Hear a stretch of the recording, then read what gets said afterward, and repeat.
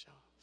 두 아들이 있었어요. 두 아들을 둔 아버지가 있었는데 갑자기 쓰러져서 의식불명이 되었습니다.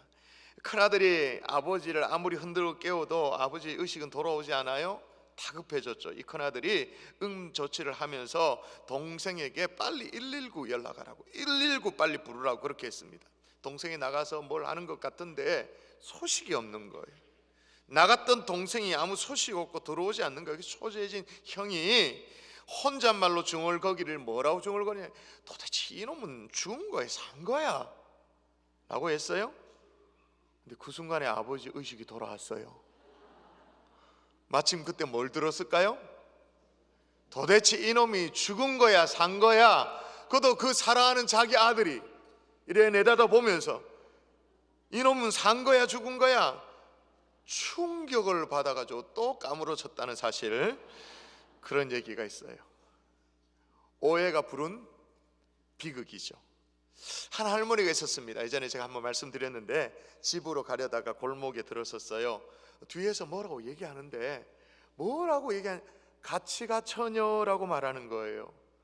누가 뒤에서 그렇게 부르니까, 그것도 남자 목소리에 그렇게 얘기하니까 이게 참 당황스럽습니다만은 여자분들은 다 그런 것 같아요. 가치가 처녀 그러니까 이게 기쁘더래요.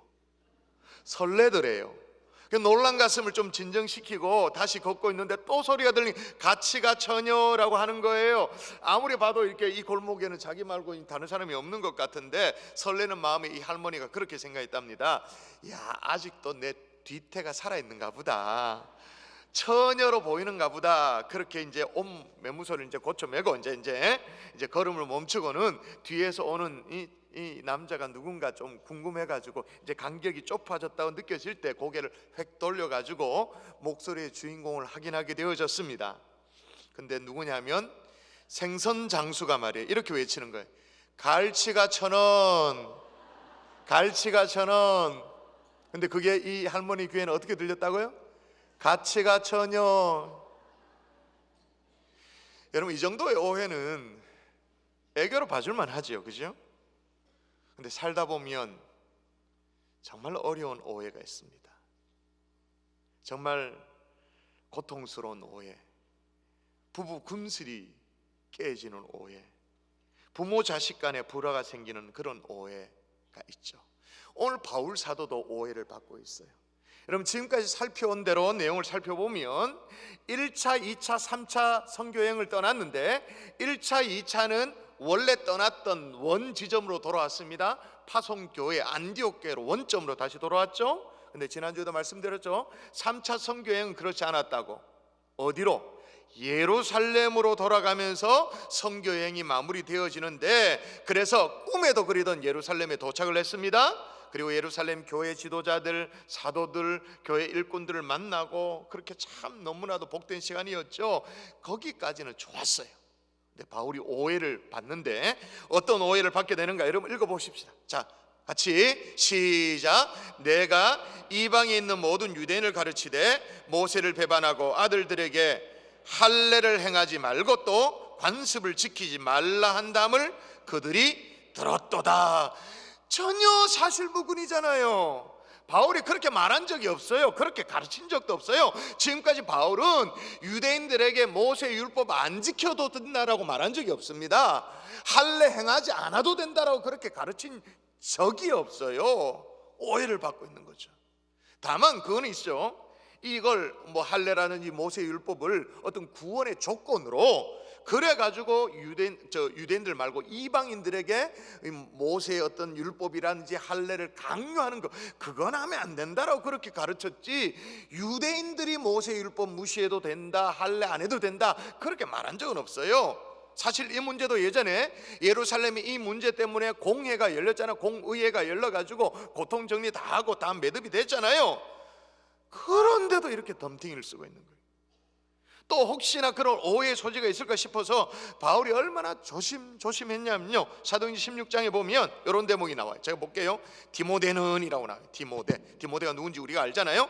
디모데는 루스드라와 이고니온의 형제에게 칭찬받는 자니 바울이 그를 데리고 떠나고자 할새 그 지역에 있는 유대인으로 말미암아 그를 데려다가 할례를 행하니. 디모데, 자기의 영적 아들이라고 말할 수 있는 이 디모데 그러면 누구나가 다 유대인이랑 알고 있는 그런 디모데, 그 디모데 바울이 어떻게 했다고요? 데려다가 할례를 손수 행했다라고 말해요. 왜 그렇게 말했을까요? 왜 그렇게 했을까요? 사람들이 오해할까봐, 바울이 율법 무시한다고 오해할까봐, 그런 오해 안 받으려고 디모데는 유대인인 걸 다 아니까 디모데를 데려다가 손수 할례를 행했단 말이에요. 그런데도 사람들은 전혀 근거가 없는 오해를 하고 있는 거예요. 이런 걸 보면 오해는 피해갈 수가 없는 것 같아요. 바울도 피해갈 수 없는 것, 사도도 오해받는 건 피해갈 수 없는 것 같아요. 여러분, 살다 보면 이런 오해 순간이 있습니까? 없습니까? 세상 살다 보면 있어요? 없어요? 있죠. 교회 일도 섬기다 보면 언제 힘이 빠집니까? 순수한 의도가 오해될 때, 그죠? 오해받을 때. 하여튼 사람들 사는 동네에는 오해를 피할 수가 없는 것 같아요. 근데 중요한 것은 그 오해의 시작이 어떻게 되느냐는 거죠. 그리고 원치 않는 오해를 받을 때 우리가 이 오해를 어떻게 풀어가면 좋을까? 그 문제인 거죠. 그래서 오늘 오해 알파 오메가, 오해의 시작과 끝이라는 제목의 말씀을 함께 나누면서 혹시나 올 한 해 오해로 얼룩진 여러분의 삶이 계시다면 그거 오늘 다 씻어내고 새롭게 출발하는 복된 주일 될 수 있기를 주 예수의 이름으로 축원합니다. 자, 모든 오해의 시작이 뭘까요? 따라 하십시다. 소문에서 시작된다. 당연하죠, 그죠? 오늘 본문의 바울도 보십시오. 바울에 대해서 오해를 한 사람들의 규모가 나옵니다. 어느 정도의 규모냐면 바울도 이르되 형제여 그대도 보는 바에, 그 눈이 있으면 보라는 거예요. 봐라, 이만큼 있다라고 말하면서 유대인 중에 믿는 자 수만 명이 있으니 다 율법의 열성을 가진 자라. 수만 명, 유대인 중에 믿는 자 안 믿는 자가 아니라 믿는 자 수만 명. 이게 진짜로 가능한 게 말이에요. 절대 과장이 아닌 게 그 당시에 예루살렘 교회가 막 부흥할 때였습니다. 거기에다가 유월절을 맞이해서 외부에 있었던 디아스포라 유대인들이 지금 막 모여 있는 상황이니까 수만 명은 됐겠죠. 이들이 예수를 믿긴 믿었습니다만은 동시에 율법도 소중하게 여기는 유대인 그리스도인이었단 말입니다. 그 수만 명. 근데 여러분, 몇 사람이 바울에 대해서 오해하는 건 몰라도 말이에요, 어떻게 이렇게 수만 명이 동시에 일제히 바울에 대해서 오해를 할 수가 있죠? 자, 오해의 시작이 뭔지를 알 수 있는 힌트가 21절에 나와요. 여러분 다시 한번 읽어볼까요? 여러분의 목소리를 한번 읽어보세요. 시작.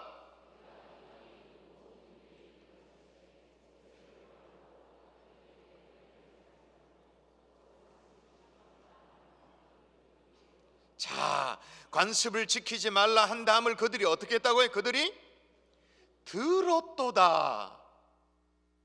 듣는 게 문제인 거예요. 하여튼 소문이 사람을 때려잡아 버리는 거예요. 그냥 소문 듣고 마치 일제에 무슨 오리엔테이션을 한 것처럼, 우리 어디 해외여행을 가면 여행사 직원으로부터 조근조근 오리엔테이션 받잖아요. 어디 모이십시오, 어떻게 하십시오, 몇 시까지 모입니다, 뭐 이런 오리엔테이션 받잖아요. 마치 오리엔테이션을 받은 것처럼, 마치 정신무장, 정신교육을 받은 것처럼 동시에 수만 명이 바울에 대해서 오해를 하는 거예요. 여러분, 이 소문이 무서운 게요, 일전에 제가 말씀드렸었는데 미국 이민교회에 있었던 일인데 너무 안타까운 소식이어서 다시 한번 설명합니다. 어떤 목사님이 이민을 갔습니다. 교회를 개척했습니다. 15년 동안 정말로 애쓰고 땀 흘리고 수고해서 일궈온 교회가 있었어요. 힘들게 목회를 했죠. 개척을 했으니까. 여러분, 한국에도 개척하는 게 쉽지 않는데 이민사회에서 개척한다 얼마나 어렵겠어요. 15년 동안 정말로 애써서 이제 교회를 섬기니까 교인이 한 100명 정도, 정말로 아담하게 정말 가족 같은 분위기로 정말 아름답게 목회를 재미나게 그렇게 하고 있었던 목사님 계셨어요. 이제 어느 날이냐면 전 교인이 야유회를 가는 날이었습니다. 그래서 야유회에 이제 인근의 공원에 가서 전 교인이 모여서 함께 바베큐 파티를 즐기면서 야유회를 그렇게 하는데, 이민교회는 그렇게 자주 하거든요.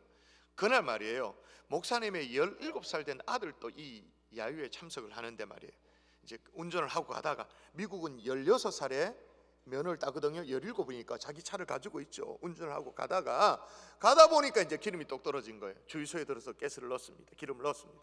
근데 주유를 하는데 말이에요, 주유소에서 사은품이라고 뭘 주냐면 라이터를 하나 선물을 주는 거예요. 무심결에 이제 호주머니에 넣었습니다. 뭐 한국도 뭐 티슈도 주고 뭐 생수도 주고 그러잖아요. 넣었어요. 갔습니다. 이제 예배가 다 끝나고 난 이후에 파티가 시작됩니다. 그릴에다가 바베큐 준비한 거 LA 갈비 집어넣고 순 넣고 막 이렇게 다 준비가 됐어요. 싹 다 준비가 돼 있는데 이 준비를 담당했던 이 집사님이 깜빡 잊고 안 가져온 게 있었던 거예요. 뭘 안 가져왔을까요? 성령을 안 가져온 거예요. 주변 사람들한테 성령이 없으니까 아무리 이 사람 저 사람 찾아서 물어도 불 있냐고 물어봐도 불 있는 사람이 아무도 없어. 생각해 보세요. 그 자리에서 내 불 있다고 뭘 집어내면 어떻게 되겠어요? 지금 상황이 이상하잖아. 있어도 없다고 얘기했겠지, 그죠? 근데 이제 당황하고 있을 때 이 집사님이 이게 준비위원 이 집사님이 뭐 어떻게 뭐 불이 없으니까 아무것도 안 되니까. 근데 마침 목사님 아들이 생각났던 거예요. 주유소에 받았던 라이터가 생각나서 집사님께 건네줬죠. 맛있게 바베큐 파티를 하고 즐겁게 놀다가 이제 야유회가 끝났습니다. 집에 돌아왔습니다. 저녁에 잠을 잘 때가 됐습니다. 그 라이터를 건네받았던 그 남자 집사님이 아내와 침대에 누워서 이렇게 얘기한 거예요. 여보, 요즘 목사님 아들 위해 기도 많이 하셔야 되겠더라. 그 아내가 왜 그래요? 그러니까 글쎄 주머니에 라이터를 갖고 다니잖아. 벌써 담배를 배운 거지. 이렇게 얘기된 거예요. 그 다음날 아침이 됐습니다. 이 여집사님이 어떻게 했을까요? 전화기를 들고 친한 여집사님에게 전화를 해서 이 얘기가 바뀝니다.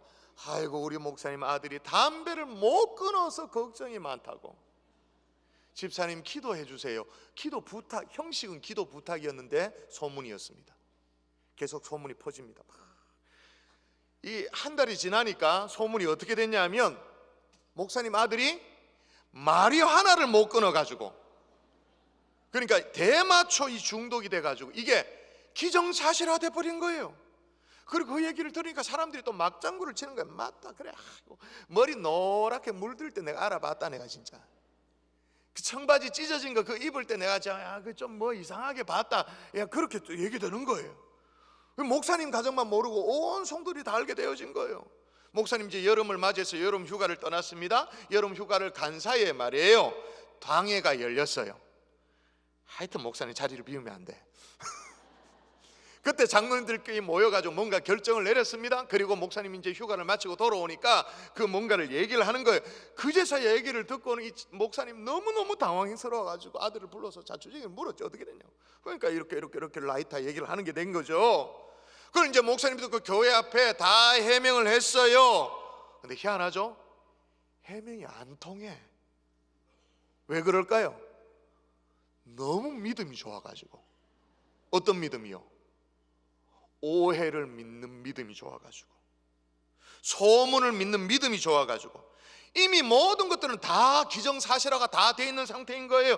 이 사실을 전해드는 이 아들이, 목사님 아들이 말 화가 나가지고 막 젊은 이 17살 나이에 청소년 시 티네이저잖아요. 화가 나가지고 그날 차를 몰고 밖으로 나와버렸어요.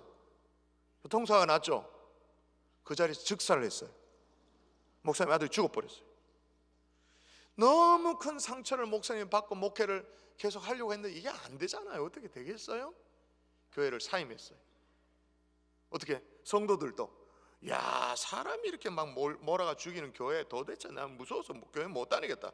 신앙생활할 수 없다고 그래가지고 뿔뿔이 다 흩어져 버렸어요. 교회가 산산조각 나버렸어요. 실화예요. 15년 목회가 날아가 버린 거예요.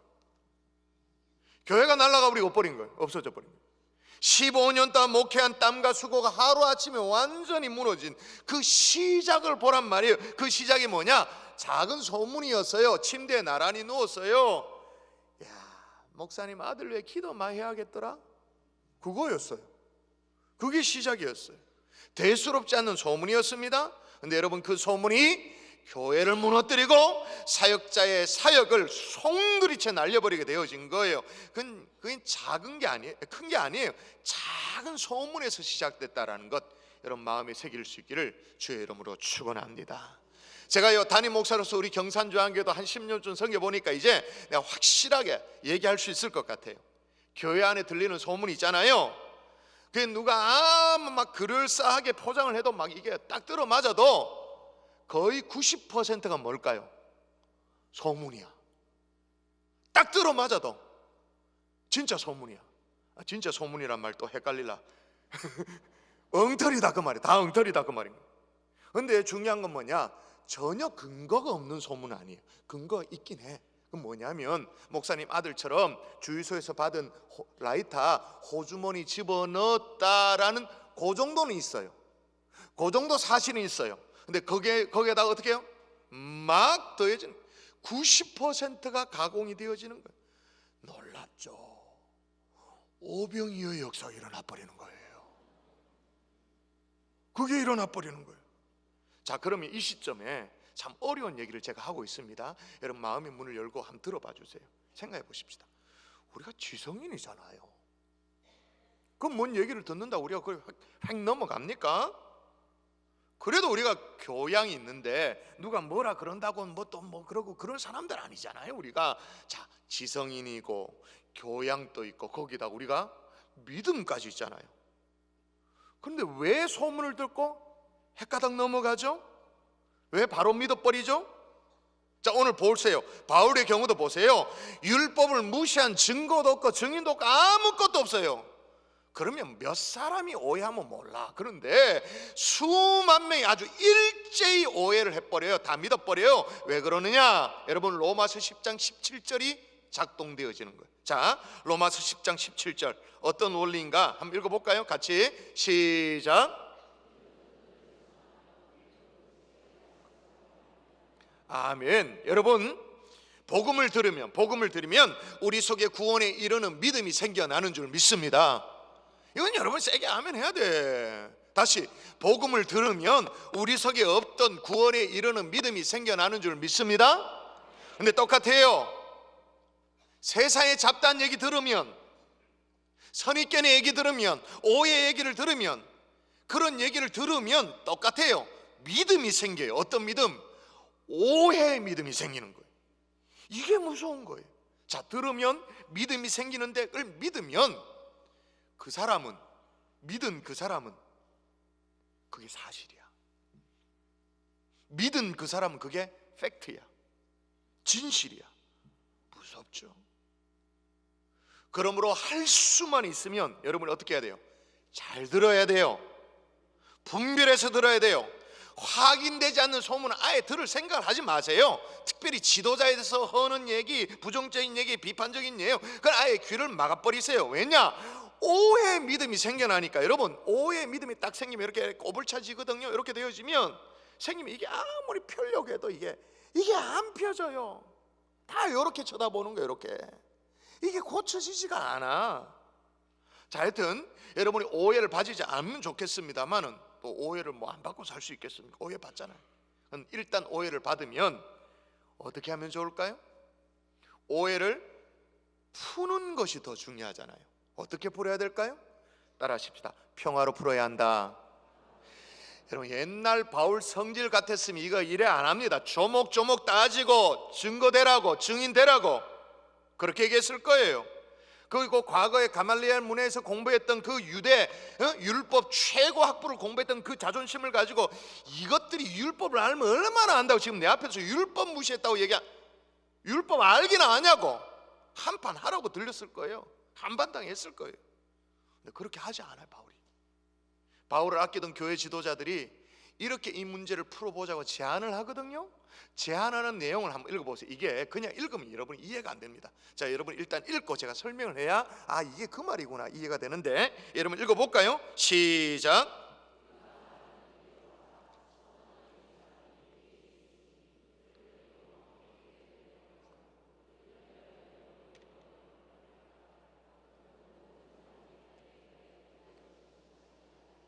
그대도 율법을 지켜 행하는 줄로 알 것이라. 자, 교회 지도자들이 뭐라고 말하는 바울을 생각해 이래 해보자는 거예요. 이렇게 한번 제안이 뭐냐? 서원을 한 네 사람이 우리 가운데 있다. 그를 데려다가 성전에 올라가서 그 경비를 대주고 비용을 대주고 머리를 깎게 해라, 그 말이에요. 이게 뭔 말인가? 여러분, 이걸 이해하려면 그 당시에 유대인 그리스도인의 어떤 풍습을 이해해야 돼요. 교인들 가운데 특별한 감사를 표현하고 싶은 그런 사람도 있을 거 아닙니까? 예를 들면 뭐 자녀가 우리식으로 말하면 학교에 들어가고 뭐 취직도 되어지고 죽을 병이 낫기도 하고 뭐 이런 것들에 특별한 하나님 앞에 감사의 제목이 있는 그런 사람들, 정말 하나님 앞에 특별한 감사를 올려드리기를 원하는 그 당사자가 하는 의식이 있었던 거예요. 그게 뭐냐? 구약의 율법에서 채용한 건데, 나시린의 전통을 채용해 온 건데, 30일 동안 감사의 당사자는 술과 고기를 끊는 거예요. 그리고 처음 시작되어지는 7일 동안은, 그리고 마지막 마치는 7일 동안은 머리를 깎는 거예요. 처음 7일, 또 끝나는 7일, 그리고 끝나는 7일 그 다음날 8일째는 뭘 하냐면 이제 이 모든 감사의 어떤 이 의식이 맞춰지는 의미로 번제, 화목제, 소제를 드려서 하나님 앞에 진짜 감사를 표현하는 거죠. 이게 다 구역의 율법에 의한 어떤 신앙 전통이에요. 뭐 나쁜 건 아니죠. 그렇게 표현하려는 방식이니까. 근데 문제가 있어요. 가난한 성도들,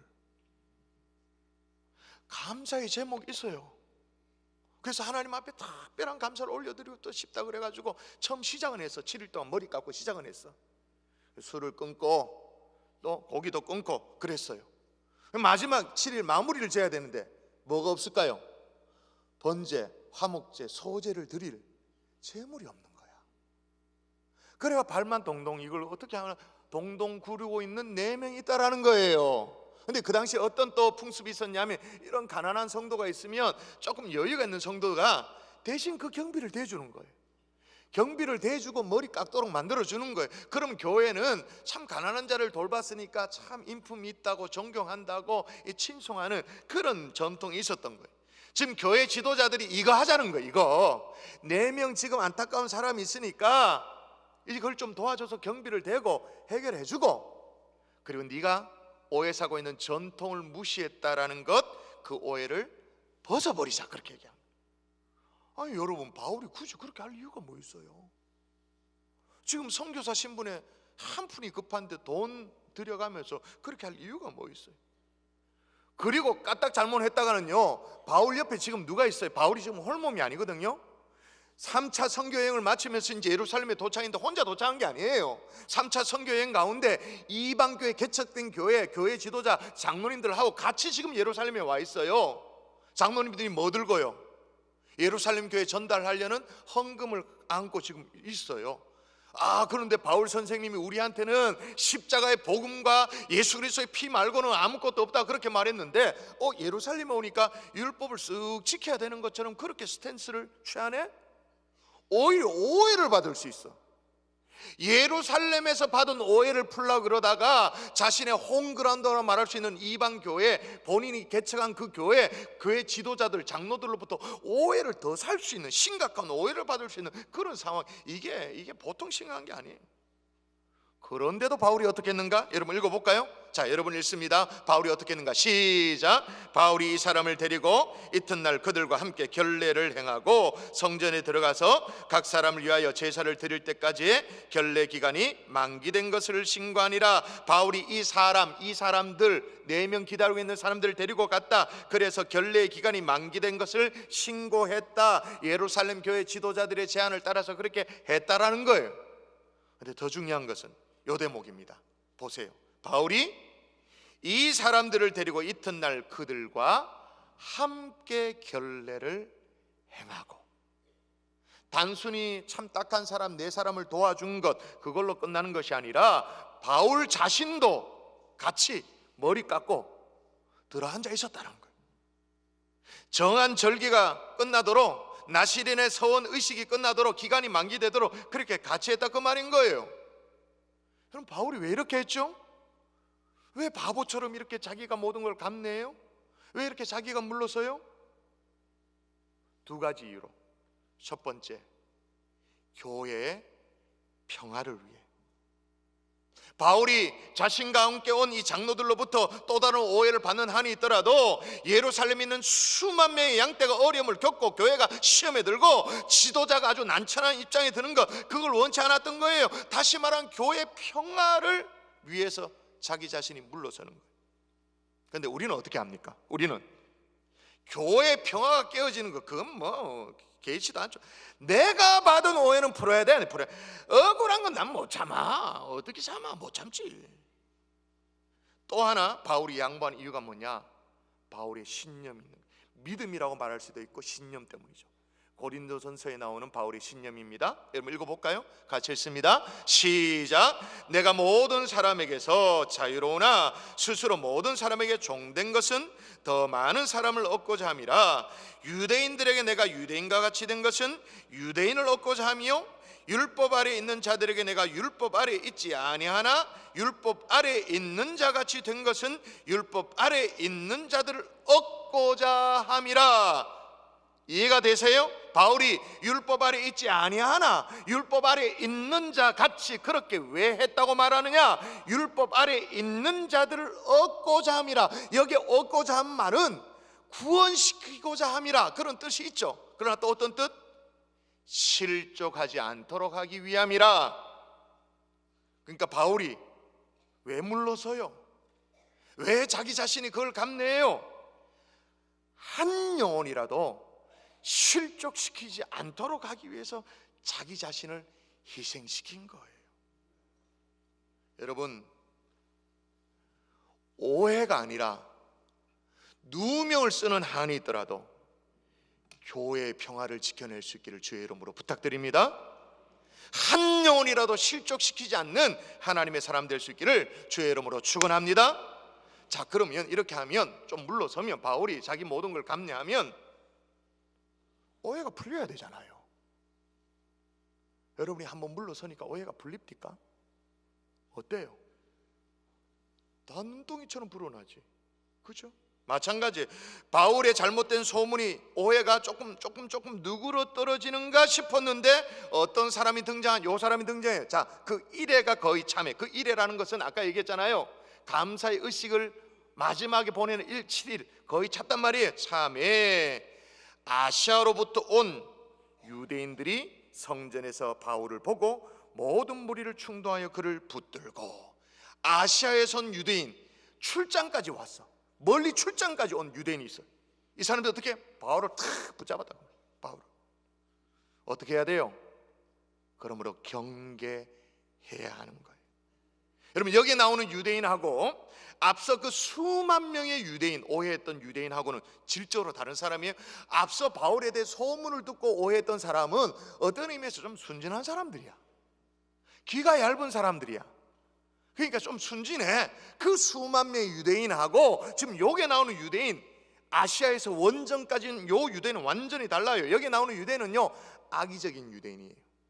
고의적인 사람들이에요. 뭔가 의도를 가진 사람이에요. 여러분, 이 사람들의 특징이 뭐냐? 거짓말을 잘해요. 바울이요, 율법을 안 지켜도 된다고 말한 적이 없거든요. 할례를 안 행해도 된다고 말한 적이 없어요. 그런 거 없음에도 불구하고 새빨간 거짓말하는 거예요. 또 하나 기차게 잘하는 게 뭐냐? 선동을 잘해. 펌프질을 잘해. 충동질을 잘해. 자, 보세요. 오늘 본문 있는 그대로 보세요. 바울을 보고 같이 읽어볼까요? 시작. 바울을 보고 모든 무리를 충동하여 그를 붙들고. 하여튼 충동질에는 탁월한 거예요. 여기저기 막 들쑤시는 데는 은사가 막 있는 거예요. 근데 얼마나 이 은사 기가 막히게 잘 쓰임 받냐면, 어디가 내관인 줄 알아. 어디를 이렇게 턱 건드리면 이게 팍 터지는 줄 알아. 본능적으로 그걸 너무 잘 알아. 자, 보세요. 뭐라고 말하냐면, 자, 이 악한 유대인이 외칩니다. 외치되 이스라엘 사람들아 도우라. 이 사람은 각처에서 우리 백성과 율법과 이곳을 비방하여 모든 사람을 가르치는 그 자인데, 그 다음에 이렇게 말합니다. 또 헬라인을 데리고 성전에 들어가서 쑥 얘기합니다. 헬라인을 성전에 데리고 들어가서. 여러분, 헬라인 이방인이잖아요. 이방인을 성전에 데리고 들어갔다, 이 얘기를 들으면 예루살렘에 모인 유대인이 어떻게 반응했을까요? 완전히 미치지. 이거는 완전히 여러분, 예수를 믿는 유대인이나 아직 예수를 믿지 않는 유대인이나 진짜 오리지널 유대인이나 상관없이 유대인들이 정말로 소중하게 여기는, 신성시 여기는 건 뭐예요? 성전. 이 성전은 신성 불가침의 영역이야. 그런데 거기를 이방인을 데리고 들어갔다, 헬라인을 데리고 들어갔다, 이 얘기를 들으니까 완전 어딨냐 바울, 완전 돌아버리는 거죠. 꼭지가 돌아가는 대단한 사건이 일어난. 이야, 얼마나 교묘하게 선동을 본능적으로 잘하는지. 사실은 원래 뭐였는지 한번 볼까요? 본문이 다 기록하고 있어요. 자, 읽어보십시다. 원래는 뭐였는지 여러분 읽습니다. 시작.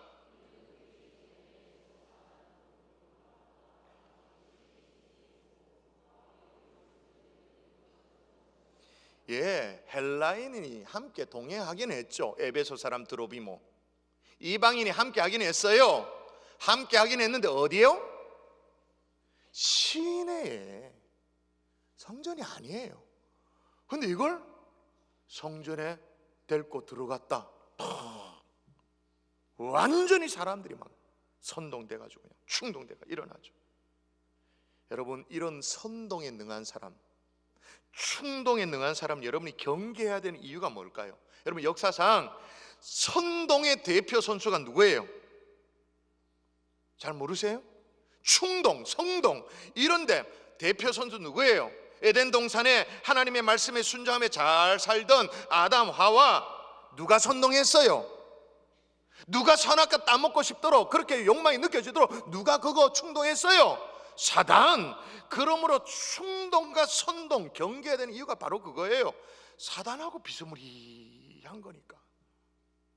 어떻게 해야 될까요? 따라 하십시다. 기다려야 한다. 한 번 더 기다려야 한다. 그런데 여러분, 바울이 이렇게 오해를 받고 억울한 상황 가운데 희생당한 것으로 끝나면 너무 허무하잖아요. 뭐 오해받고 그냥 끝이네, 이렇게 되어지잖아요. 그런데 여러분, 그 선동 때문에, 헬라인을 성전에 데려갔다는 이 선동 때문에 완전 예루살렘이 발칵 뒤집어진 거예요. 완전히 소동이 일어났는데, 자, 이때 하나님이 누구를 딱 준비시켜 놓느냐 한번 보세요. 그들이 그를 죽이려고, 그들이란 건 유대인인 거죠. 그가 누구냐? 바울을 죽이려고 할 때에 온 예루살렘이 요란하다는 소문이 군대 천부장에 들림에 그가 급히 군인들과 백부장을 거느리고 달려 내려가니 그들이 천부장 군인을 보고 바울 치기를 그치는지라. 바울을 죽이려고 탁 마음 먹는데 지금 로마 치하잖아요. 로마의 천부장이 이 성이 이상하다, 이 지금 뭐 난리가 날 것 같다. 그래서 군사를 데리고, 백부장 데리고, 군인을 데리고 딱 왔을 때 바울 치기를 그친 거예요. 이게 단순히 보호해 준 걸로 끝나는 게 아니라, 바울의 신변 안전을 보장해 준 걸로 끝나는 게 아니라, 예루살렘 온 사람들이 있으니까 어떻게 했냐면 바울을 로마 병정들이 빽 돌러서요. 무슨 국가 원수 보호하는 것처럼, 뭐 이렇게 보호하는 것처럼 딱 서는 거예요. 그리고 천부장이 어떻게 하느냐?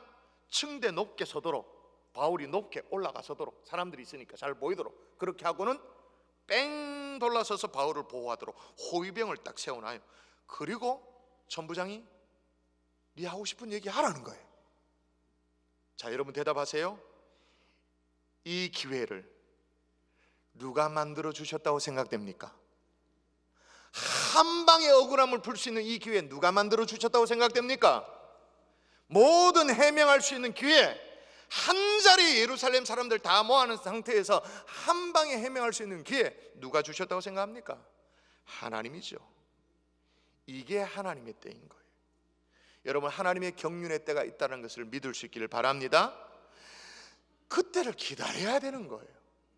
여러분이 막 애를 쓰고 막 사람들 불러 모으고 전화하고 내 아이디어 얘기하고 막 목에 핏대를 세우고 메가폰 들고 동네 사람들 보이소 안 해도 모든 사람들이 여러분의 얘기를 들으려고 귀를 쫑긋하게 세우고 여러분을 딱 쳐다보는 그 순간 하나님이 만들어 주신다, 그 말인 거예요.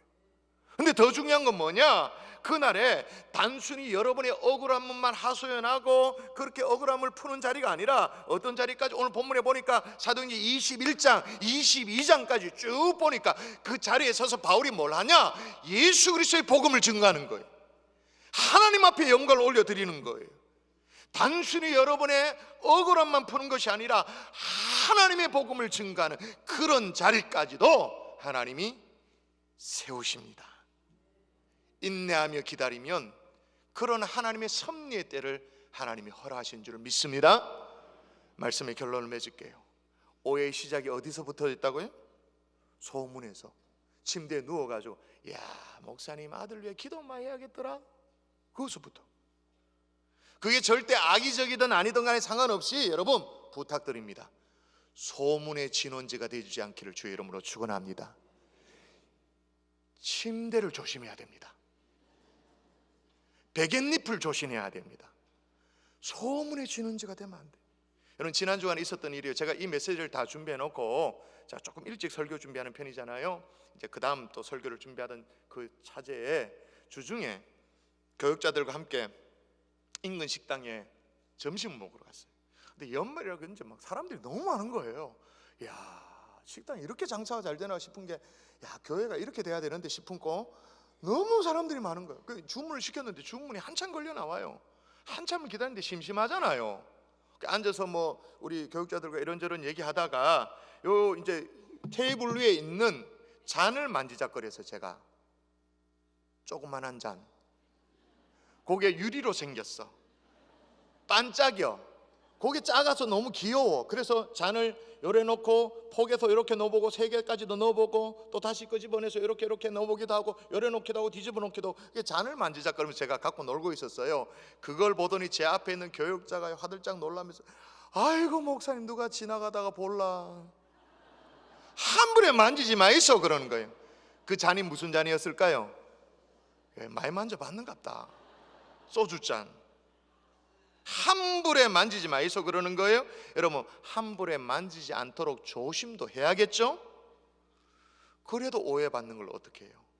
크고 작은 오해를 우리가 받고 사는데 여러분 만일 오해받을 때 아니라고 막 고함 지르고 막 멱살이 잡고 그렇게 하면 어떻게 될까요? 사람들이 뭐라고 생각할까? 봐라 저 뭐 있다 저 뭐 있으니 저런다. 오해가 그 순간에 확정되어지는 거예요. 그러나 바울은 뭘 선택했습니까? 오해받아도 좋고 억울해도 좋고 평화를 깨뜨리지 말자. 나 하나 희생으로 하나님의 교회 평화는 깨뜨리지 말자. 영혼을 실족시키지 말자. 여러분 오늘도 마찬가지입니다. 여러분의 가슴에 이런 넉넉함이 있을 수 있기를 주의 이름으로 부탁드립니다. 자, 이렇게 노력했어요. 그럼 오해가 풀리면 얼마나 좋아요? 근데 보통은 안 그렇다고 그랬잖아요. 내가 한 발 물러섰는데 더 오해가 더 막 불어나. 그죠? 어떤 사람 때문에? 선동하는 사람 때문에, 뻔뿌질하는 사람 때문에, 들쑤시는 사람 때문에. 그러나 그때도 하나님의 때를 기다려야 돼요. 믿고 기다려야 돼요. 하나님의 때가 되어지면 모든 사람을 하나님이 모아주실 거예요. 굳이 내가 해명하려고 보이소 하며 들어 보이소 막 손질하지 않아도 알아서 자기 발로 내 앞에 딱 모이도록, 그것도 한 자리에. 그때 하나님은 여러분의 억울함을 신원하여 주시는 줄 믿습니다. 더불어 하나님 앞에 영광까지 올려드리는, 복음을 증거하는 자리에 여러분을 세워주실 거예요. 이게 예수 믿는 사람들이 살아가는 방법입니다. 이게 오해의 시작과 끝인 거예요.